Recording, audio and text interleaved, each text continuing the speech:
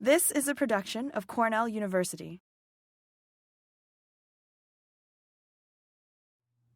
Thank you so much, Dawn. It's really, it's an honor to be here with all of you today. You may have noticed a couple of furry beings that may come in and out of my screen. So I'm at home right now, broadcasting live from downtown Ithaca. And so I'm here with my cat, so please excuse their interruptions, but we'll try not to let them get too much in the way. So I want to begin, I think, with any start of any work that we do here at Cornell, to remember the condition of possibility for all of us to be here, living and learning on the Ithaca campus and beyond. Cornell University is located on the traditional homelands of the Gayakono, the Cayuga Nation. They're members of the Haudenosaunee Confederacy, an alliance of 6 sovereign nations with both historic and contemporary presence on this land.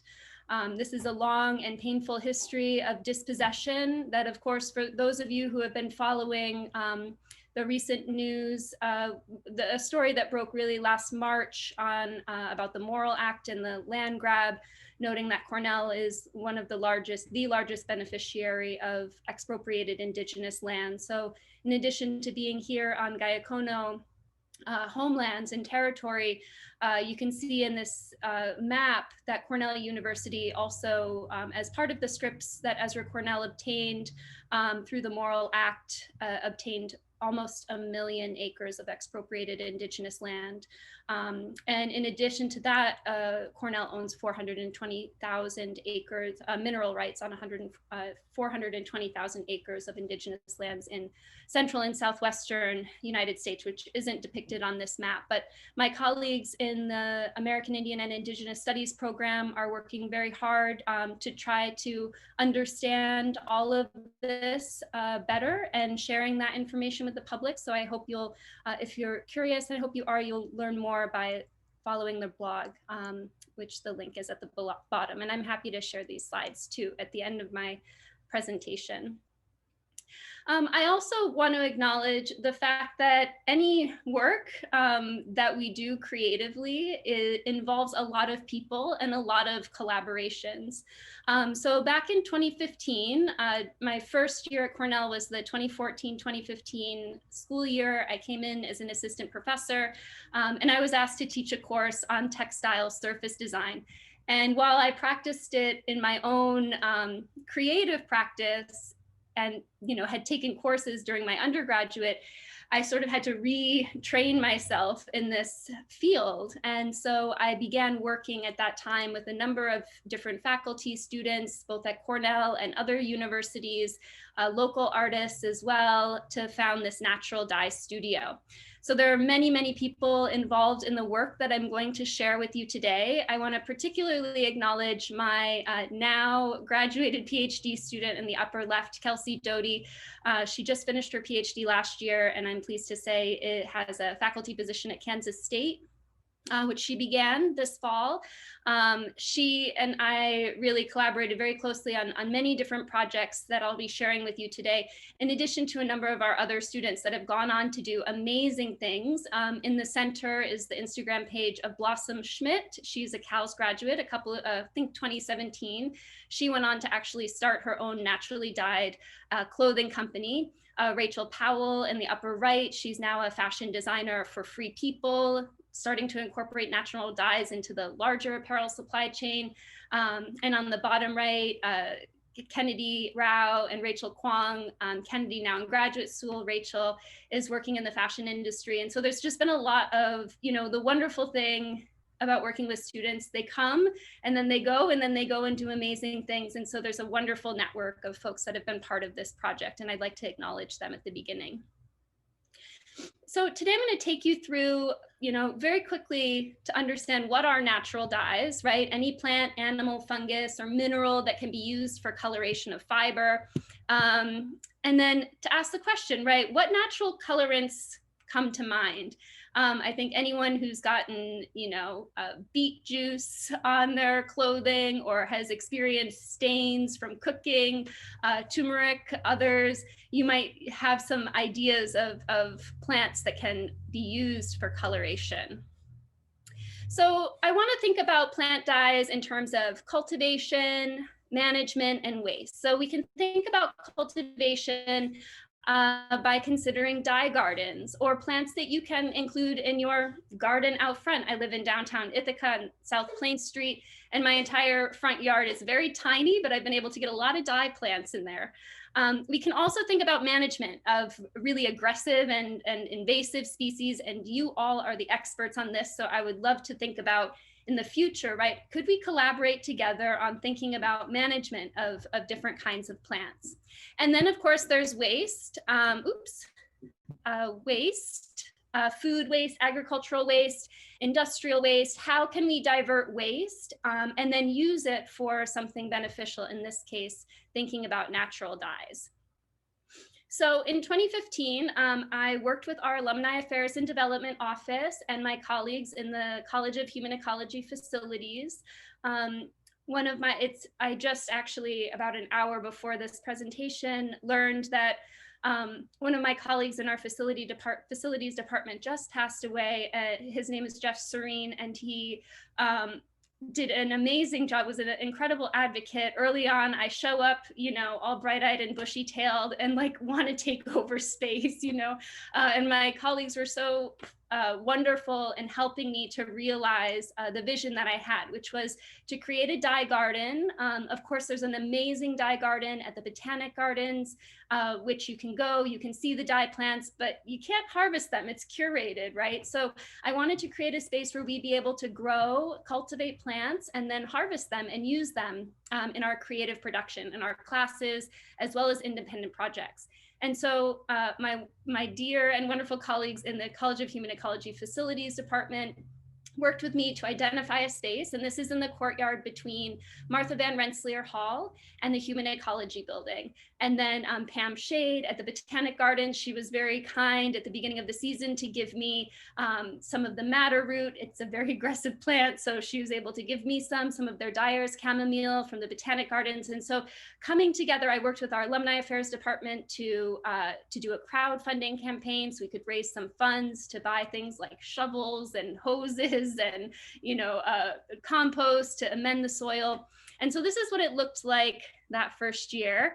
And of course, I worked with students, with 4-Hers, whoever was interested, and we planted this garden. You can see some purple basil in the upper left and some marigolds in the bottom right. And eventually, this was actually the first site that we had for the dye garden was actually on the terrace level. So for 1 year, we did it out there, which was very beautiful. But for a number of reasons, we decided to move it to the courtyard. It would be a little easier.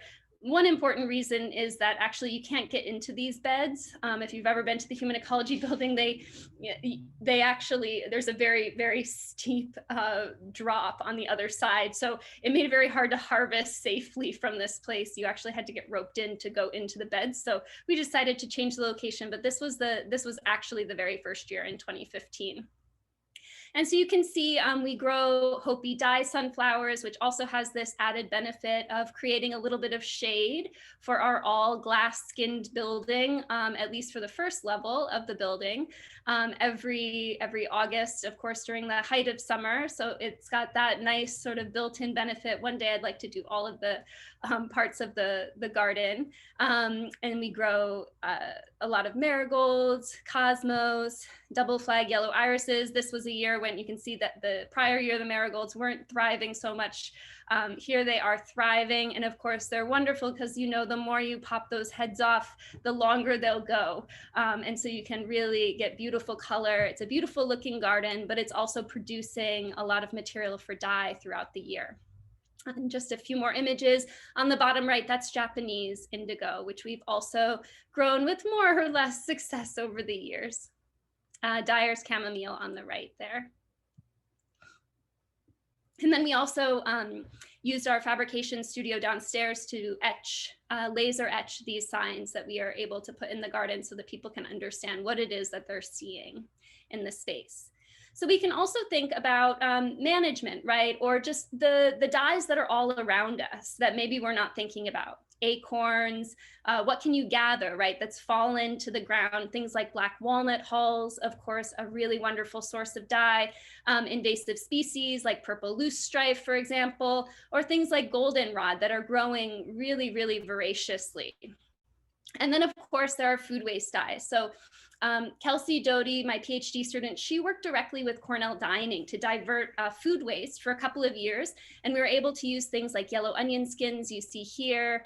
Onion skins create beautiful, beautiful dye. And I'll show you later, but I brought a few things. This is what onion skins look like, if you can see my video, when they're eco-printed or contact dyed onto fabric as well. So you can sometimes even retain some of the texture and the line that comes with the onion skin, or you can do a vat dye where you get a more solid color like on the right. Of course, red onion skins work too and yield a slightly different color. Avocado pits are another great source of dye. They yield a really beautiful kind of dusty rose.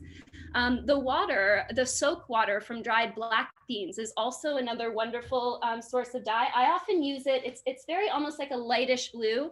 I tend to use it to over dye a lot of things. This is just a little bit of a silk that I had printed and then over dyed. It's a really nice color. And this, of course, isn't an exhaustive list. And I'm just sharing with you a few examples. But you can think about things like pomegranate skins, carrot tops, coffee grounds, teas, beets, Concord grapes, berries. Berries tend to be a less stable dye, but you can still get color, understanding sometimes that that color may shift or will shift and change over time. So then what do you do with all this stuff once you've cultivated it? So I titled this talk, Techniques You're Dying to Know. And so I'm going to help you think through some of the different techniques that one might use after you've collected all of this material or grown the plants yourself. How do you prepare your fabric for dye? How do you achieve the best color fastness? Or how do you understand the ways that the colors will shift? So we tend to think, and the fashion industry has, of course, produced and perpetuated this idea that color has to be stable. And this, of course, has to do with factory production and ensuring consistency. But what if our clothes did change color over time? What if we just practiced re-dyeing once something started to shift and change? What if we embraced the change that could come with the uncertainty and variability that natural dyes present to us? So I think philosophically, we could ask some of these like larger questions, and it's interesting to think about. Color fastness, of course, is the way that the color is retained over time, exposure to light, washing, water, abrasion. These things are going to affect the color and cause it to fade over time. So we want to try to prevent that, but at the same time, on the other hand, we may want to embrace it in different ways too, as designers and as wearers and consumers. And then there are, of course, different dyeing and color transfer techniques, some of which are more sustainable than others. And I want to make sure that you don't walk away from this presentation thinking necessarily that natural dyes are the end all be all like sustainable solution, because they're not. They're often a lot more water intensive. They require mordants, which we'll talk about in just a second. And so there are issues and issues around scalability of these dyes that we still have to work through and overcome, but we can work towards more sustainable solutions, and that's my hope. Okay, so to understand what to do with all this stuff, we also have to understand fibers. So what are the different fiber types? We typically classify them as either protein, cellulosic, or synthetic. And so protein fibers are, of course, what you're seeing on the left are the cocoons, silkworm cocoons. I love this image.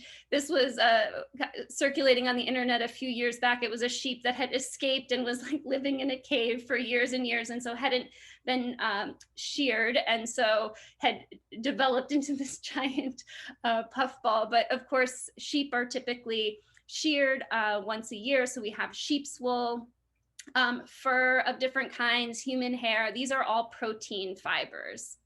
Spider silk, also a protein fiber. And then we have cellulosic fibers, things like cotton, linen, flax, hemp, jute. And then technically, the man-made fiber known as viscose or rayon, tencel, these are what are called regenerated cellulosic fibers. So they're man-made fibers, but they come from wood pulp, essentially.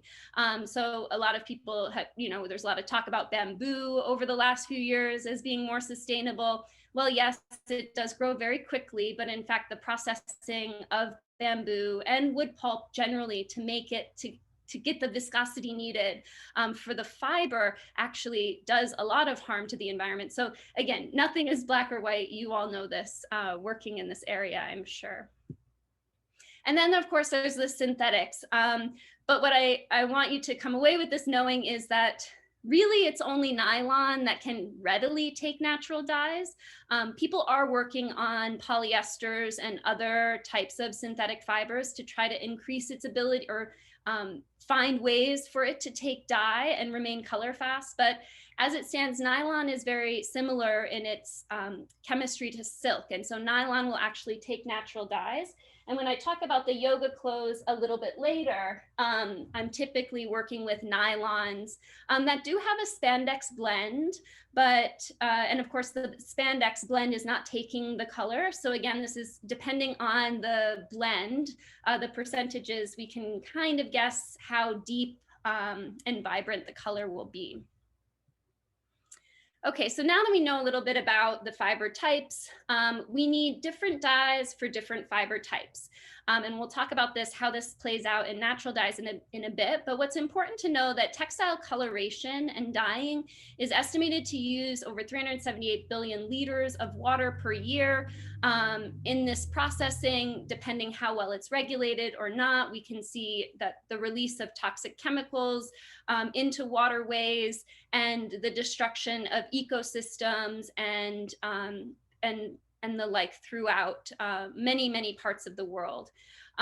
Responsible for up to 1/5 of industrial water pollution. And I've read in a number of different places that textile dyeing is considered the second largest polluter of water in the world. So it's a pretty intense and damaging industry.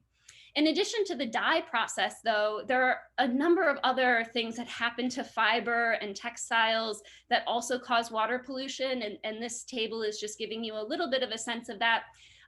Singeing, for example, you're like, what's singeing? When you weave say a cotton textile together, for example, there's all these like fuzzy edges. And so the textile actually goes through a process where it goes through essentially fire, where it singes off all those sort of extra fibers. A cotton is a staple fiber, which means that many fibers are spun together. So you end up with the little edges sticking out.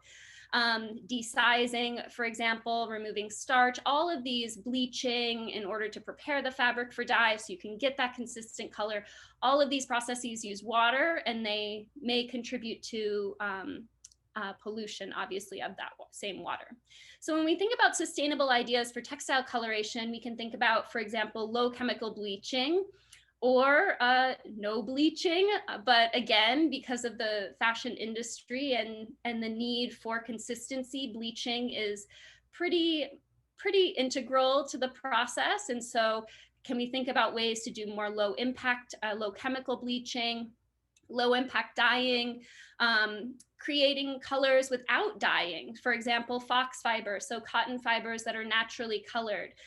It has been a struggle to develop those because the staple length is typically much shorter. And so when you have a shorter staple length and you spin those fibers together, you end up with a weaker yarn. But folks in your area are working on this right now, which I think is really exciting. There's also ways in which you can solution dye polyester, for example. So this is, polyester we think of as being, not environmentally friendly. It's a petroleum byproduct. That is all true.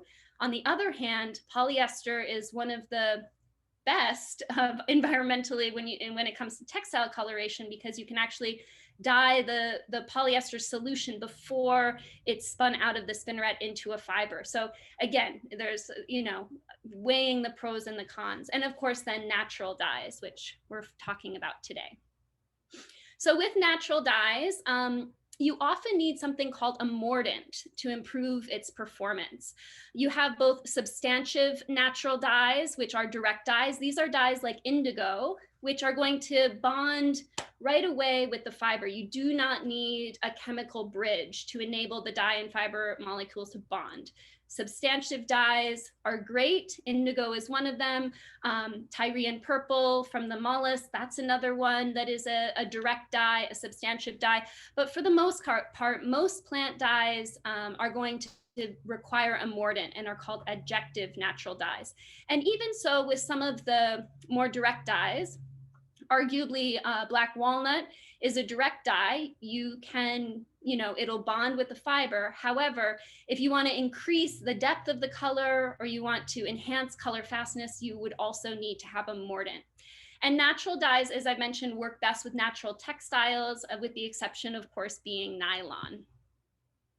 So there are so many color possibilities with natural dyes, but what you must have is patience, creative problem solving, time for trial and error, and a willingness to accept the challenge of reproducibility or attempts at reproducibility can be really frustrating, of course, because depending on the growing conditions, the matter you have this year might be different from the matter you had last year, or different from matter that was grown in India versus what we grew in the human ecology building. So there are a lot of variables that you have to navigate in this process. So it does require a lot of patience, but it's really fulfilling and rewarding to create such a range of colors.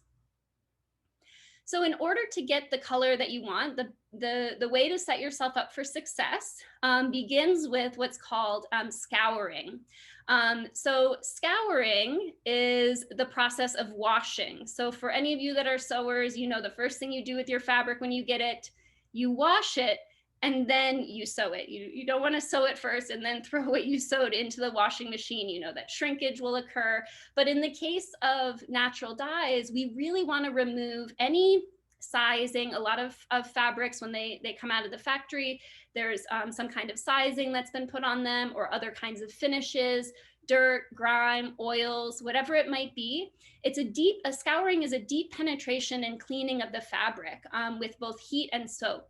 Different fibers can take heat in different ways. So for example, silk is very delicate. You do not want to boil your silk fiber. You're going to ruin the hand, ruin the quality of it. Whereas with other fibers like cotton, it can take a lot of that heat, and actually in some ways is better because you can then get the textile shrunk down to the size that it will ultimately be after washing. Scouring enables you to have equal penetration of dye, so you get a more even color. And again, methods of scouring will depend on the type of fiber. You're not going to put a silk into a boiling or very, very high heat wash, for example.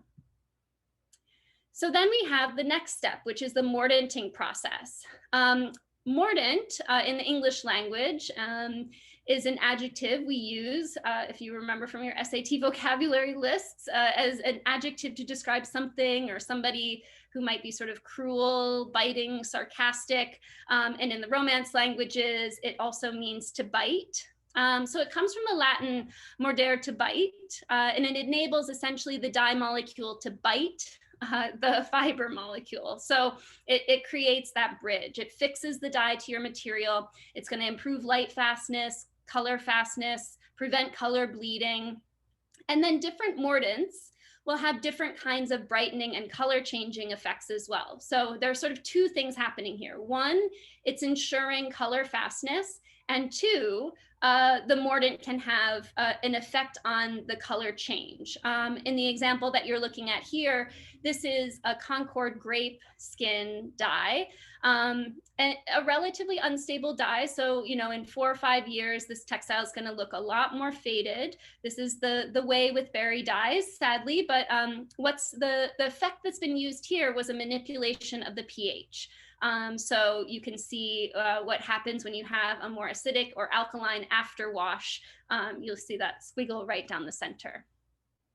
So mordants, and I'm happy to provide all of you, I don't know if you have a shared box folder for this seminar, but I'm happy to provide you with specific mordanting instructions for each of the fiber types. This is probably one of the more laborious aspects of this. It takes, 4 to 12 hours usually for a mordant bath to complete. For protein fibers and nylon, we use aluminum sulfate at about 12% weight of fiber. So you weigh your fiber dry after you've scoured it, and then you calculate what 12% of that weight is, and that's the amount of the mordant that you'll need. In this case, we're looking at metallic salts are most commonly used for that pre-mordant bath. For cellulosic fibers, we use aluminum acetate. That's a very successful mordant. Of course, there are a lot of different mordant recipes. These are my personal favorites that I'm sharing with you. And usually you allow your textiles to steep in the mordant bath. And you also want enough space for the textile to move around. So if you have a lot of textile in a tiny pot, right, it's not going to have that free movement. I have used bathtubs for mordanting. I've used washing machines. You can use a lot of different things, but you want to have the space for the textile to move around. So you can ensure that you have an equal distribution of the mordant, because if part of the textile mordants and then say there was a fold or hadn't gotten moved around and a part of the textile didn't quite take up the mordant, you're going to end up with uneven color. So I want to ensure that everybody, of course, stays safe in the practice of natural dyes. Natural doesn't mean non-toxic. As you all know, there are many plants that are toxic. And while aluminum acetate and aluminum sulfate are both relatively considered fairly non-toxic, they are powder. And so if you're not working under a fume hood and you're, scooping aluminum acetate into, your Pyrex container before you pour the boiling water on, it's a soft powder. It could be easily inhaled. And so it really, doesn't matter what it is you're inhaling, it's bad for your lungs. So please always wear a mask, especially when you're handling these mordants. And keep in mind, of course, that some plants are also toxic. And so always wearing gloves and a mask is advised. Mordants can also damage fiber over time. So one of the mordants that we often use, I should have added a slide to say there are kind of 3 methods of mordanting, either pre-mordanting, which is what I most commonly do, mordant the fabric first, and then you're kind of good to go. You can screen print it, you could bundle it, you could do a lot of different things. There's also mordanting that can happen simultaneously with a vat. So if you're, say, creating a single vat of color, you could put the mordant in the vat and be mordanting and coloring the textile at the same time. This, of course, only works if you want a solid color, or maybe you're doing some kind of resist dyeing. And then there's post-mordanting. And post-mordanting is really about manipulating color change as well. So with iron, for example, it tends to sadden colors. That's the technical term. It saddens colors. So it might take, for example, a bright magenta and sadden it to a sort of purple or kind of a gray purple, for example. Iron was often added in the production of calicos and different printed textiles in the 18th and 19th centuries to get really dark color. And so a lot of times if you look at, say, these are some old quilts, these are just from my house. These are some 19th century quilts. And you can see that the polka dots on the left, every little tiny black polka dot is gone and has been replaced by the absence of that fiber, because literally the iron mordant that was used to create that deep, dark black polka dot has disintegrated. The iron has caused the fabric and fiber to damage over time. You can see the same thing. We call it iron rot on the right side. So very quickly, natural dyes have been around a long time, and it's important to remember, right? We look at this Egyptian sock, for example, when we look at historical art, we know the importance of the color purple, Tyrian purple, the Phoenicians trading this really valuable mollusk. the calico print fabrics that we see and we just talked about in the last slide. It really wasn't until 1856 until William Henry Perkins accidentally synthesized the aniline dye, you know, trying to figure out something else in his chemistry lab, but ended up with mauve, which becomes a very popular color in fashion in the late 19th century. And really since 1856, up until really recently, there was almost a complete abandonment of natural dyes, even the synthesis of, for example, indigo. So much of the indigo that's used for denim today is a synthetic form of indigo. Really quickly, I'm going to go through a number of different dye plants because just to give you a sense, this is not an exhaustive list, but some of the things that we grow in our garden, we grow madder root. Again, the part of the plant we use is the root. In this case, not the leaves. Some of the plants we use the leaves, not the root. So it's important to know what part of the dye you use. We see madder historically on what remains. You know, textiles, obviously, they degrade, especially the natural textiles. So they don't tend to survive the archaeological record like some other materials do, but we can see these examples. Madder was used for the British redcoats, though the higher ranked officers actually used cochineal, which is the scale insect. Marigold, a really wonderful plant to use and to grow in this region. Cosmos, another wonderful vibrant plant we use for the petals. Same with marigolds, we use the petals of the flower. Hopi dye sunflowers we can grow in this region as well, as you saw in the earlier images. And we actually use the hull of the sunflower seed. So you can also experiment with black oil sunflower seeds. You can buy those giant 40-pound birdseed bags at Agway. If you wanted to experiment with that, it's going to yield kinds of purple. Indigo, of course, most people know indigo. This is an image when I was in India with my students a few years ago visiting indigo dyers. This dye is non-toxic, hence it's fine for her hands to be like this. And she was, the woman was explaining to us how proud she was to be an indigo dyer and the way that it was revealed on her hands.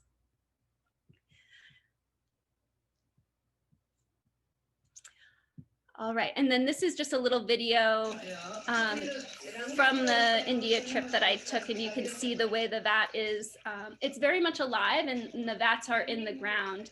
I could spend an entire lecture talking about indigo alone, but it's a pretty amazing dye. Commonly known, we know it in our blue jeans, but again, much of the indigo that's used today is a synthetic version. We can grow Japanese indigo in this region, and we have, if you see it flowering like this, that's bad news for the dye gardener though, because we really want to harvest it right before it blooms. Alkanet, another really wonderful dye. Of course, we have tree dyes as well.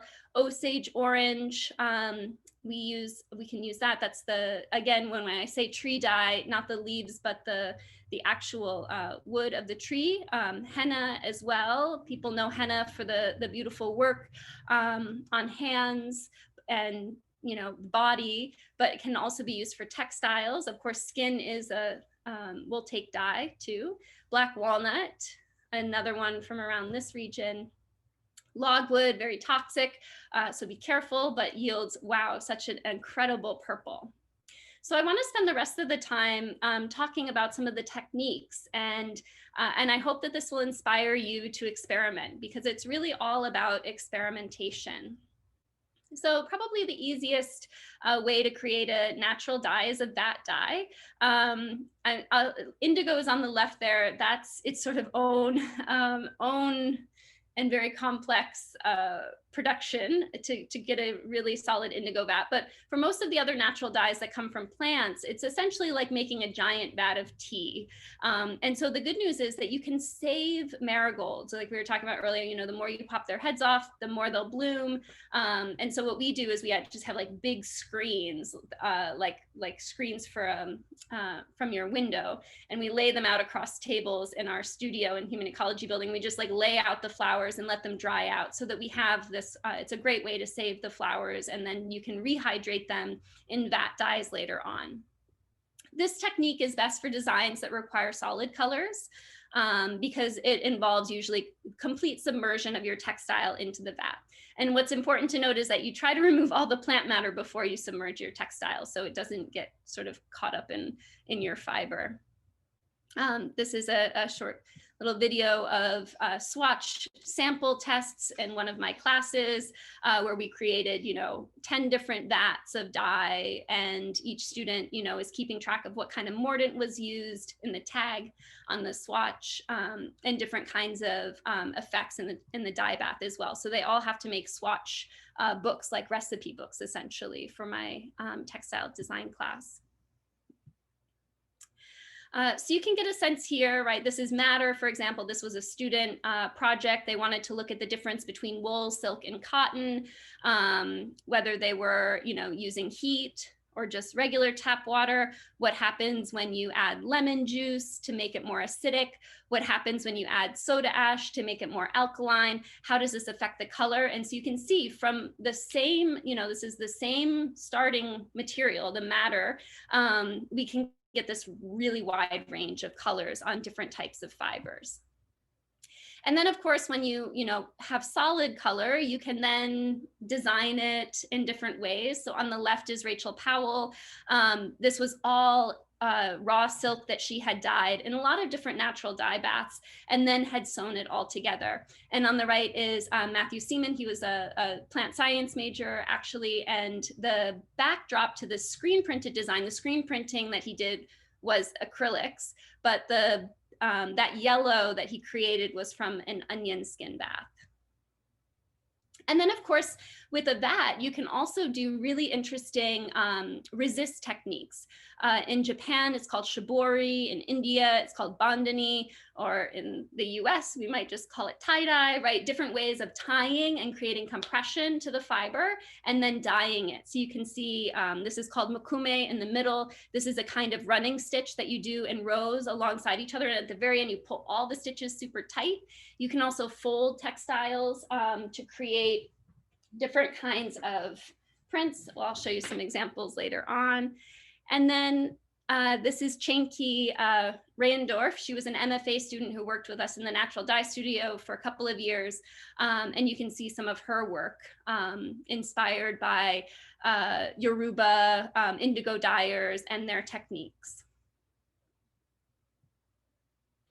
And then, of course, we can use another kind of resist known as batik. Batik is typically wax, but you can also use, there's rice paste resist or cassava root resist, but it's basically, in this case with batik, wax batik, you put hot wax onto the fiber or fabric, and it prevents, it creates a resist, so the dye can no longer penetrate that area of the fabric.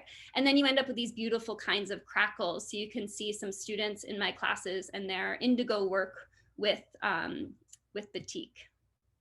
And this is some of my work. This is actually, this is the textile right here. I tried to set up so you could see it, although it's a little bit backlit. This is actually wax, hot wax that I just sort of flung onto the textile. If I were to do this again, I would definitely have flung a little more carefully, because cleaning up hot wax is not fun, but it really ended up with this this effect that I was trying to go for, this sort of like wave-like impact. And so that's indigo. At the very bottom of the hem is that same mukume technique that uses turmeric and madder root. So it was first dyed with turmeric, then I stitched it, pulled it tightly, dyed it with madder root. So you can dye over and over again. You don't have to re-mordant between each dye bath. You can keep over dyeing. And then the dress that she's wearing is made of turmeric and then indigo at the top and the bottom, and then the binding is all turmeric as well. This is another outfit that I made that combines some of these resist techniques. The jacket was folded and clamped.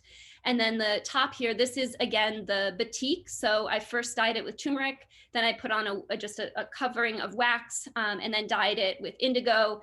And up here, that's madder root that then was over dyed with indigo. You can also create paints. So once you pre-mordant your textile, the one on the left is actually cochineal. So that's not a plant dye, but But the purple that you see here is actually logwood. This was one of my students, Grace Lawson, and she did this beautiful magnolia silk painting. So with silk painting, you use a kind of gutta, which creates a resist. And gutta basically enables you to do watercolors within shapes. So all of these white lines are the gutta resists. So as long as you put the dye in there, it shouldn't hop over the edge of that resist. It should stay contained in that area. So you can get this really beautiful, brilliant watercolor effects.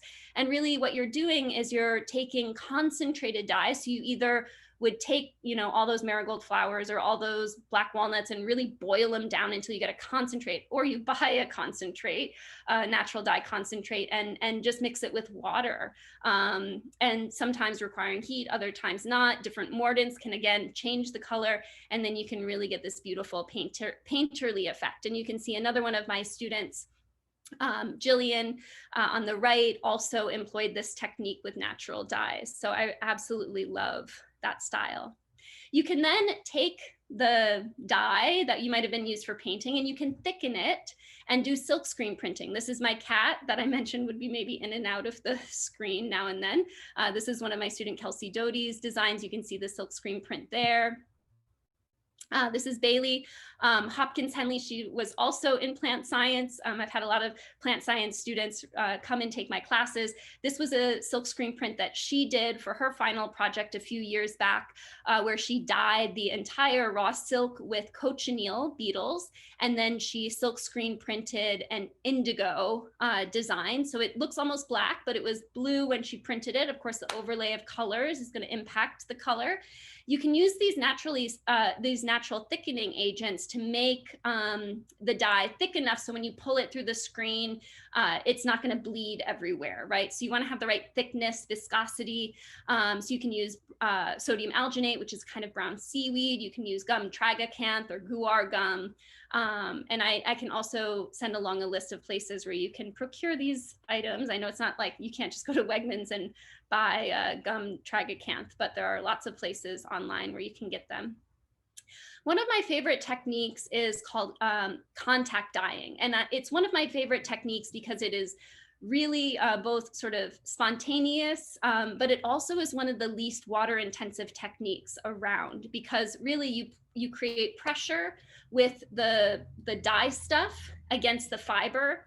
And that pressure, either through hammering, pounding, or just like tightly rolling it and then steaming it, requires very little water. It really just requires steam to set the color. So you can see here in this little video that we're rolling up plant matter. This is one technique called bundling, where you roll the plant matter up into the textile. And then essentially what we did was we bound this big sausage looking thing up with string as tightly as we could, and then steamed it. And this one wasn't exactly too exciting because eucalyptus and of course these little bits of marigold, they end up yielding the same kind of color, but it was still a very beautiful color. Some more exciting versions. This is cochineal, that's Hopi sunflower. The sunflower seeds, when you dye with this technique, they often yield a really beautiful purple, but when you try to vat dye with sunflowers, they tend to yield more of a sort of brownish color, though you can get green to purple depending on pH. Again, lots of experimentation, but the method of dyeing will, you'll get different colors depending on the method that you're using. So again, lots of experimentation. You can see where I folded it down the middle and used colors on either end. This is one of the ones that was featured in the Instagram post, I think. This is Hopi dye sunflower seeds and onion skins, and you can actually see the imprint of the onion skin on the right. And then these are my yoga clothes, some of the yoga clothing that I've been creating over the last few years. And this is a yoga top. One of my collaborators locally is Audrey Norberg. She owns a farm called Plenty of Posies. She's both one of my yoga students and one of my wear testers for many years. The top on the left, she wore to over 250 hot yoga classes over like a 1.5 year long period. She's an avid hot yoga practitioner. And you can see that when I dyed it initially, it was the color on the right. And the effect of sweat, heat, washing, actually transform the color into, more saddened color, but arguably deeper and darker. So I find this really interesting, and I want to work with some chemists in my department to understand the impact of sweat. And that's Audrey there. The shorts are before the wear, and that's of course the top that she's still wearing today. So, and you can see some of the design elements here. And then this is Lily Koken. She's another yoga practitioner who was kind enough to model for me some of the pieces. The purple that you see is all Hopi dye sunflower seeds, and the yellow in these shorts is actually from dahlias. Then the other technique I love is hammering. This is another kind of contact dye where usually you put a piece of paper over top of paper or, a light piece of fabric, and then you hammer down the material while it's fresh. So you can get these really interesting and experimental, beautiful kinds of ghostly images. These are the leaves of hibiscus. So I was in Hawaii last winter, and this is a bright, bright magenta hibiscus, actually renders this more like purple, gray color. And then lots of turmeric I used, which was fresh there. And another example, this one using rose petals. This one was sadly not color fast and has changed pretty dramatically over time. And then this is a little shot to show you, sorry, the noise of the hammering. Yeah, my colleagues are never very happy with me when we're doing all this hammering in the human ecology building, but they very generously put up with us hammering away in our studio to get color. This is the collaboration that we did with Cise Marjan. And what we did here, we had to dye 18 yards of fabric in one day. And so we set up a production line where we had a heavier weight mordanted silk on the bottom and a lighter weight mordanted silk. You can see we taped it down on top. And that way we could get the contact dye on both sides. So we weren't losing the top edge to the piece of paper or whatever, but instead we're actually getting the mirror image on the other piece of fabric.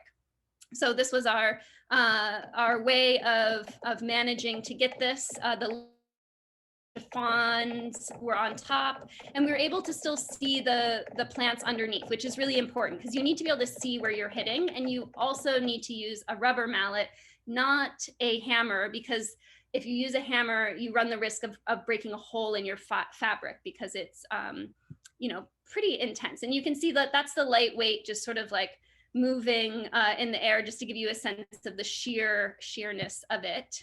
And then ultimately, we could go back and add more if we needed to, and then steaming to set the colors. And then these are all the pieces that were designed by Sander Locke, who was the creative director for Cise Marjan, who then took all of the textiles that we created and turned them into garments. And I'll just show you a little bit here. You can get a sense of the garments in motion in this slow-mo pic.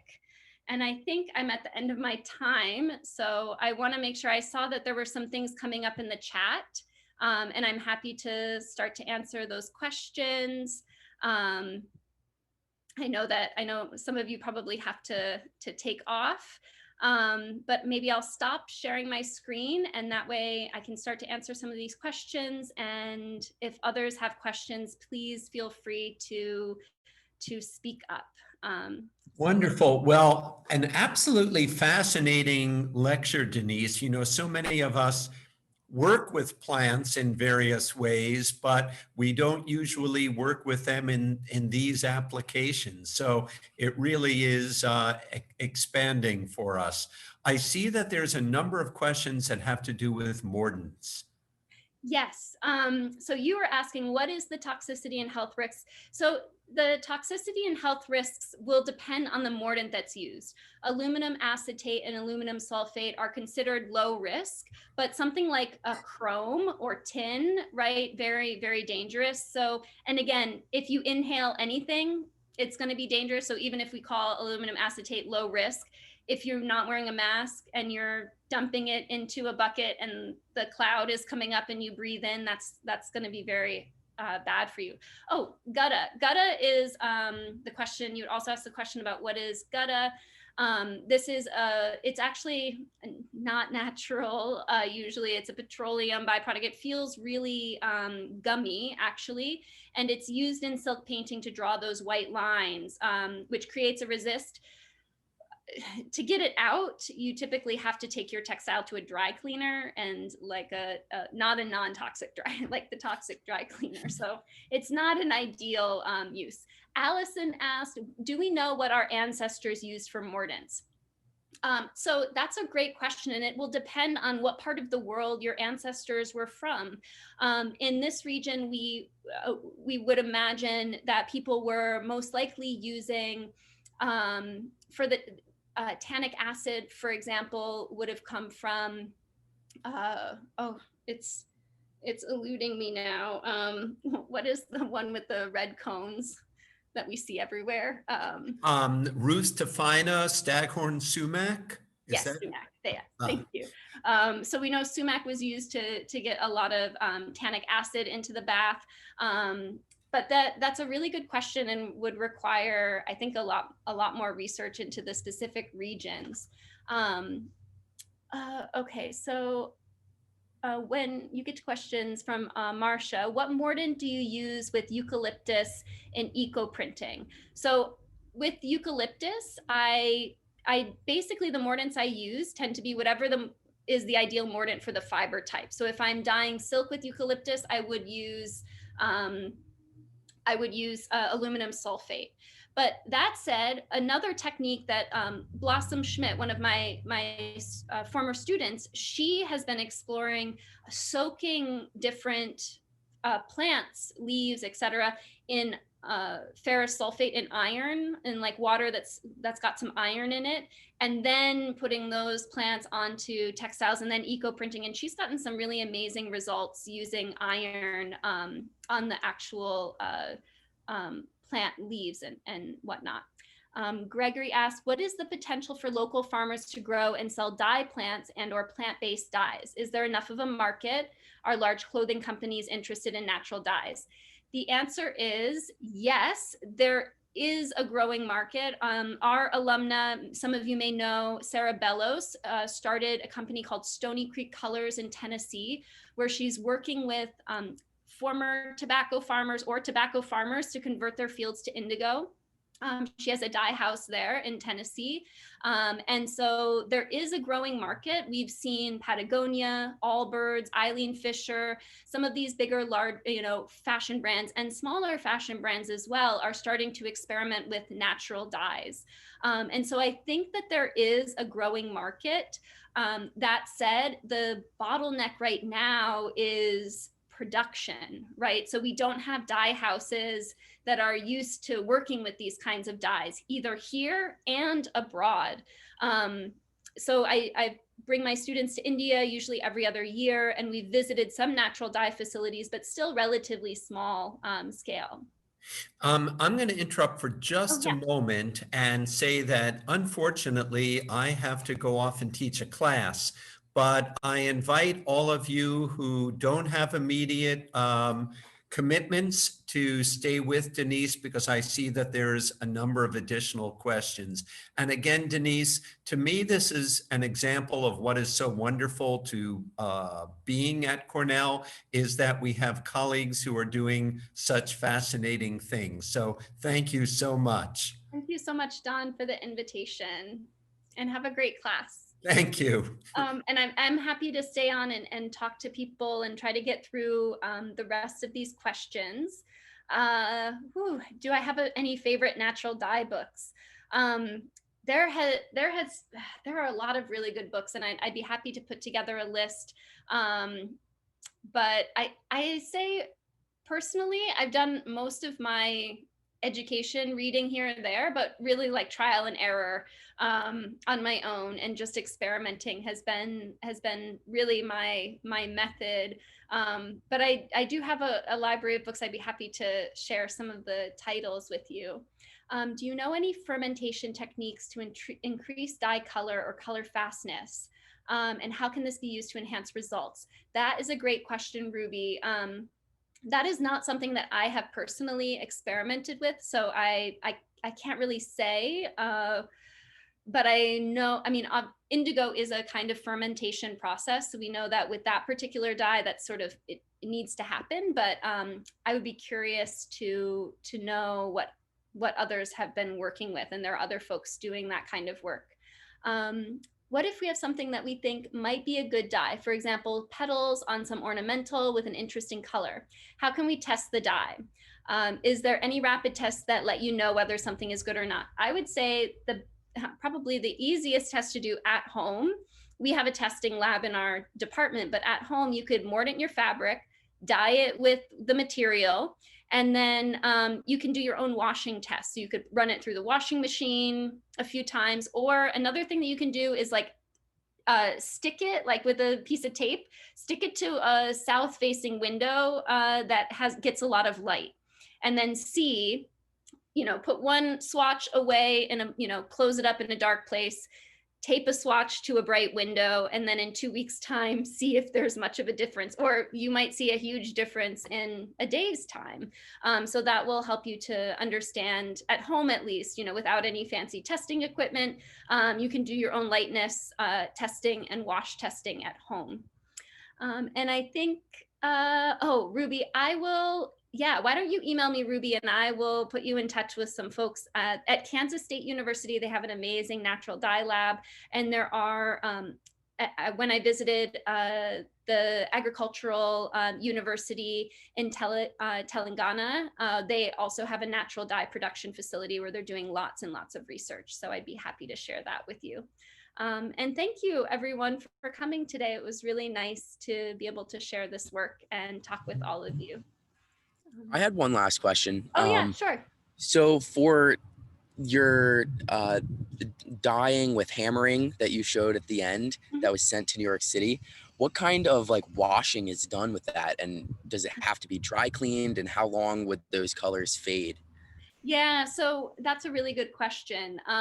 Again, the issue is around scalability. So basically what they ended up doing, to be honest, is they took the designs that we did and then they digitized them and they digitally printed them. So what ended up ultimately happening for like the production aspect of it, because obviously like hammering by hand, there could be a way to scale up the production of textiles like that. But in their case, they digitize them and then digitally print for mass production. But for the fashion show, they use the original textiles.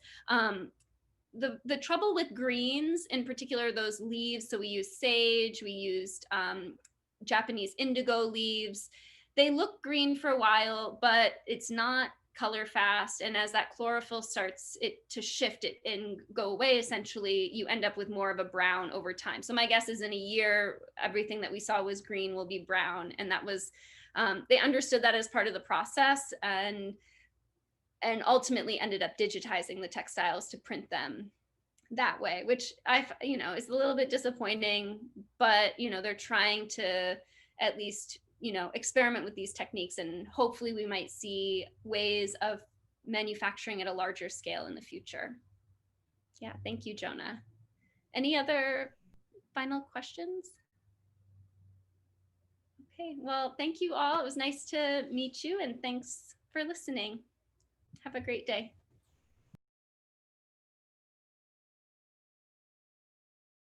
This has been a production of Cornell University, on the web at cornell.edu.